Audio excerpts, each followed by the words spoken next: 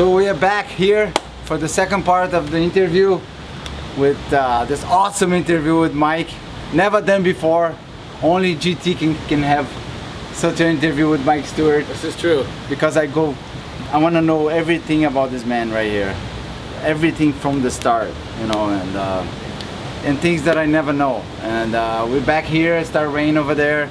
I had to move the camera. Camera was getting wet, and he went away. I had to set up everything here in the bungalow. My room's right next to his, and so we're all good. And then I said, Mike, come back here. I said, oh wait. And then I have to wait for Mike for another half an hour. No, it's okay.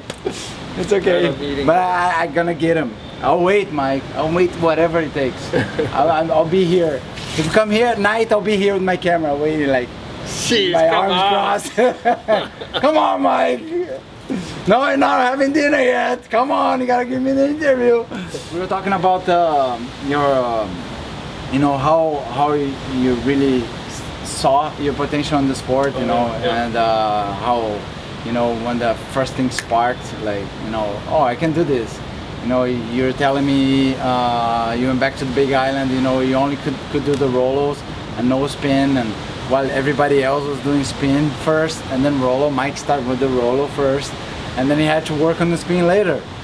I learned how to do my spin first, spinners, on a white water like everybody else. You know, we started in white water, started, you know, rotating, and oh yeah, cool. You do one and then another one, and then later you start, you know, throwing your shoulders and you know, try to avoid putting the hand drag, the hand in the water, because of course we start with the hand drags. Drop the anchor. Yeah, drop the anchor. That's how we did it back then. Yep, right and left anchors. And then how did you do it, Mike? How did you get the spins done? Yeah, we hand drove back in the day. For sure, yeah, big time. Nobody knew any different, you know. That's just how you did them.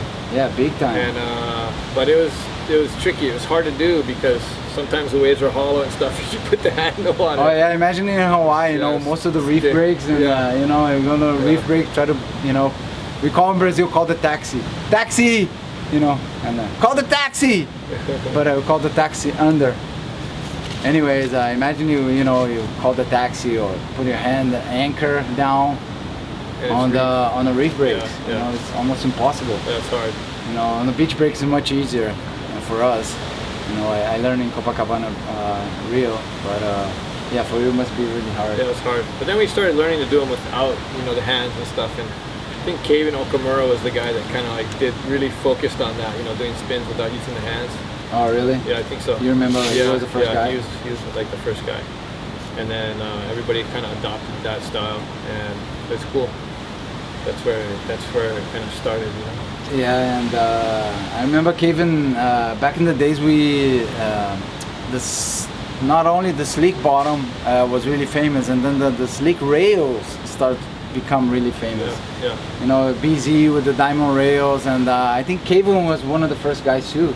Because I had one Scott bodyboard from Kevin back in the days, and there was a blue with the yellow rail and silver on the bottom, if I'm not mistaken. Yeah. It was a really weird shape, but it was very thin, very small, and very like Mach 6, which was a board that I used back then. Shape it was the smallest thing that I could find, and I had one with the slick rail. Kevin's model was a yellow rail.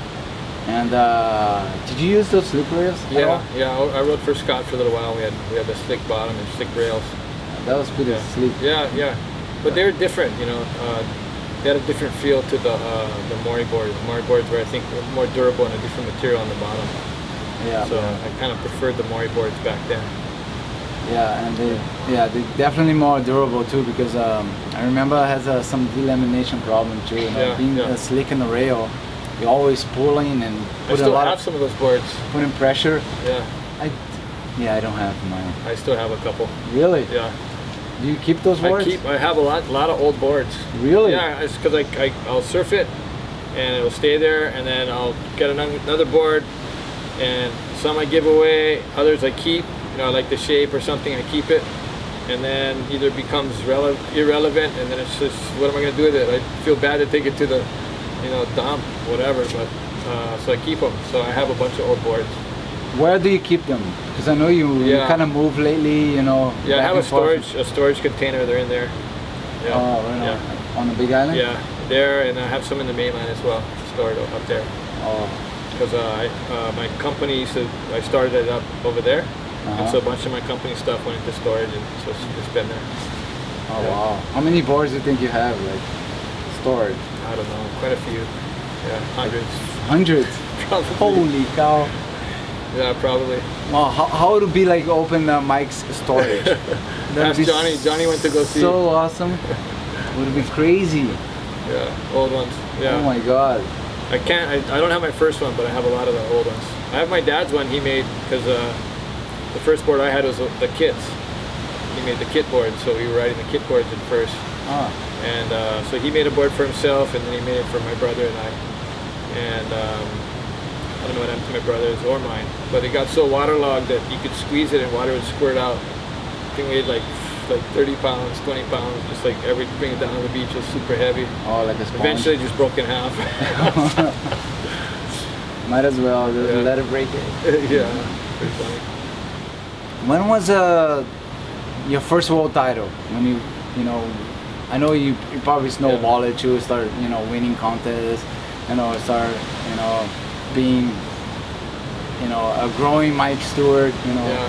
That guy really drive and pretty much unstoppable. And then when was the first? Did you compete the first ever? Well, no, there was actually a shearcraft contest. That was the year before Maury's first one. And that was in 82, I think. I didn't know about it. Yeah, if I knew about it, I would go, but I didn't know about it. Oh. I was like, oh man, I wanted to go so bad. And you're already on the scene, yeah? No, that was no, that was before. Oh, before. Yeah, before I went to Oahu. Oh. And there's a magazine called Action Now, and they had some coverage of it. And then that's when I'm like, wow, I want to go do this, go to this one. But then Maury had theirs in 83, or maybe it was December 82. I think it was December 82. And I went up for that. And I did pretty good. I got third in that one. And I started doing some big rolls and stuff on that one. And so that for me was like a really big event as well. Like that was huge for me because I'd never really competed at Pipeline, and I'd only surfed it. I surfed it a couple times, but I wasn't like full on into it as much. I just still in school and stuff. I went up for that. The first year I got third. Against Jack Lindholm, I think, got second, and Daniel Crane won. That was the Maury? The first Maury. But my wife actually beat Daniel at Makaha and knocked him out of the contest. What, Lisa? Lisa. What? Yeah, and then Lisa, the waves were too big on the day of the contest, so she pulled out, and then they put Daniel back in. And so the qualifying was in at Makapu. Oh, Makapu. I'm sorry, Makaha. Oh, Makaha. At Makaha Point. Okay. Yeah. And then the main event. The main event was at Pipeline. At Pipe. Yeah, at Pipe. And then the wave was kind of big, and then she kind of it's like 8 feet, and she didn't want to go in. And Daniel. Then they put Daniel back in her spot. Oh wow, that's pretty cool. Interesting, huh? Yeah, very interesting. Yeah. Very interesting. Yeah. When was that? Man, I don't know. It was a long time ago. This was 82, I think, 83 maybe. That's something really interesting, guys. Lisa, Mike is being with Lisa. 30 years? Something like that, a long time. 30 years, yeah. Long time. 30 years, And they still kind of young. They still young, like, Relatively speaking. Relatively speaking. And, those kind of, successful marriage usually happen when you're 80, you 70, you had your pal, we made it, and you and Lisa keep going, pretty strong. And tell us what's the recipe, how is being with the same partner for 30 years, Mike, and You know, today, you know how it is today. Today, you see most of the marriage and people get married, and you know, a couple of years later, you know, they break apart, and you know, you see thousands of, you know, tens of thousands of relationship breakup, you know, every single day, and yeah, it's a bummer, huh? yeah, it is a bummer. Yeah. And you and Lisa, over 30 years, and they strong like a bond, man. It's just you guys just. I see you two just like this coconut tree here, one piece. Cool. Yeah, and what's the recipe? Tell us. Yeah. You know, Okay. how's the being with the same So woman? I think you know, first of all, I think it's mostly her, because she can deal with me, which is hard to do. You know. I know. Yeah, you would know first. Yeah. Like, you know, I can be hard. Lisa, to you an angel. Yes. You are an angel. Yeah. Yeah, For the sure. Saint Lisa is gonna go. Yeah, for sure. It's gonna exist. So she really a lot of times if we start to have an argument, she'll simply agree with me, and then later she'll come back and prove me wrong. You know. Oh. So a lot of times it's, you know. That's a good. And so it's a good pretty approach way. actually. Yeah. So I think that one thing is, you know, mutual respect. Like we just have to have mutual respect. That's really important. You know, so you respect the other person respects you. You know about the other person. But in her case, she's just always so positive. You know, always like, and always so supportive. You know, and amazing. So even backing up a little bit from that, you know, when you pick a partner, it's not a scale of 1 to 10. It's a scale of 1 to 20. And you shoot for the high teens, because you want, you know, someone that you're attracted to, but at the same time, both mentally and physically, right? So the chemistry's right. And so you want to shoot for a combination of points up into the high teens, if you can get it. You know, don't just go for the one beauty queen or, you know, whatever, that is just like, wow, you know, but see who's behind that, you know, so learn who the person is behind. So anyway, mutual respect, communication, for sure, open communication, and unconditional love. Those three things, I think. Those are the three main keys, I think. Yeah, totally. No, if you think, I think it's pretty much you know, the recipe right there. If you're saying, you gotta believe. You gotta Yeah, that's what works for me.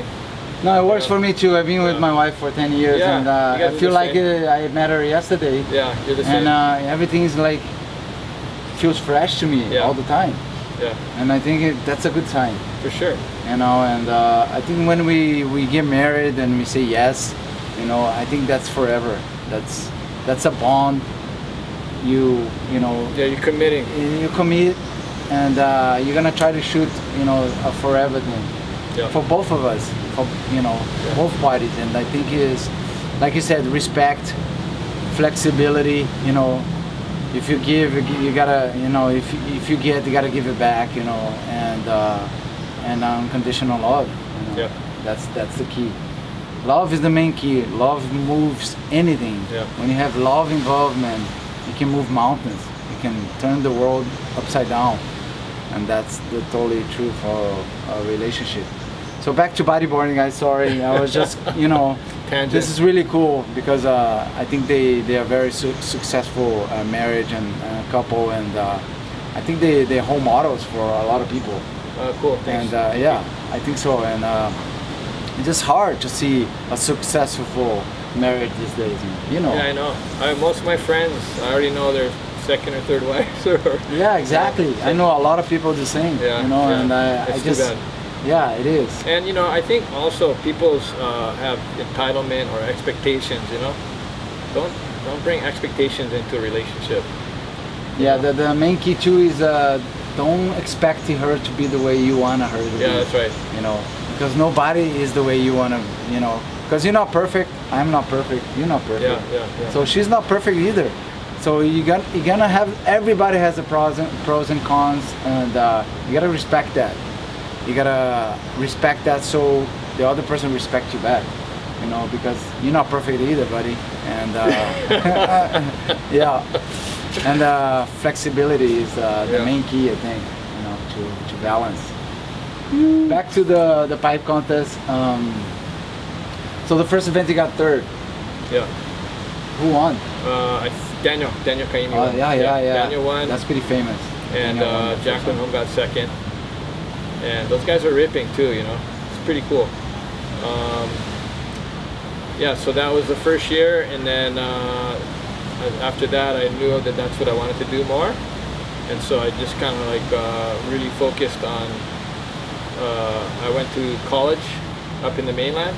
Yeah. And so the waves weren't so good in California, but I just would try to travel every chance I got to whatever waves I could get. So what did you do in college? Like, what do you? Yeah, I was kind of interested in design, and I didn't really know at the time what the major was that I was after, but it was kind of more towards industrial design. You know, I was really interested in that, stemming from the experiences I had with Tom. Like, I wanted to design and develop stuff, and the college I went to didn't really have a program for that. Had they had a program, I might have been more into it, but I'm not sure if I would have been able to.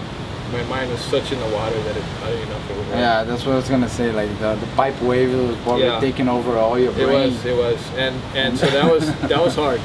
But back then there was absolutely no professional aspect of it. And so you didn't have a sponsor, nobody. No, I had a sponsor, but yeah, but it was like nothing. You know, it was like so small. No money. Like, no money. No salary. Then. Oh, I think my salary, I was riding Maury boards for free, and then I think Scott Hawaii offered me maybe $50 a month. So that was my first salary. Wow. And I thought it was kind of a big deal. Like, all right, $50, man. And that's the first money ever. Yeah. I was like, wow. That's and then huge. so then it When was that? Like 80? Must have been like 80. Right around there, 84 maybe, 83, 84, somewhere in that area. Okay. And then I figured, man, I gotta somehow make enough money so I can keep my lifestyle in the beach. I want to surf. So then I left college. I was going to college for 2 years and just kind of getting through general stuff, but I was looking at just any kind of design stuff, or I was really interested in that. And then I moved to Taiwan for a couple months to try to start up a board company, and I didn't know enough to do it. You know, like if I knew what I knew now, I could get it done quick, but I didn't at the time, and I was trying to push the development of certain materials that weren't really able to do it, and my standard was too high. Never happened. And the day I got back, I entered a contest and won it at Point Panic. And then the whole thing started like growing, like just it was on the surge of growing. The magazine came out. As soon as the magazine came out, all the clothing companies came in and they said, "Hey, this is going to be big. Get behind it." And then I think I got a contract from Gotcha Sportswear for like $350, and I'm like, "Oh, right on, man! I'm there, you know." Bye college. See you college. That was right. And so the whole professional thing started going, and then it just like went off. Like from kind of the early '80s to like the late '80s, it just skyrocketed. Skyrocketed. So,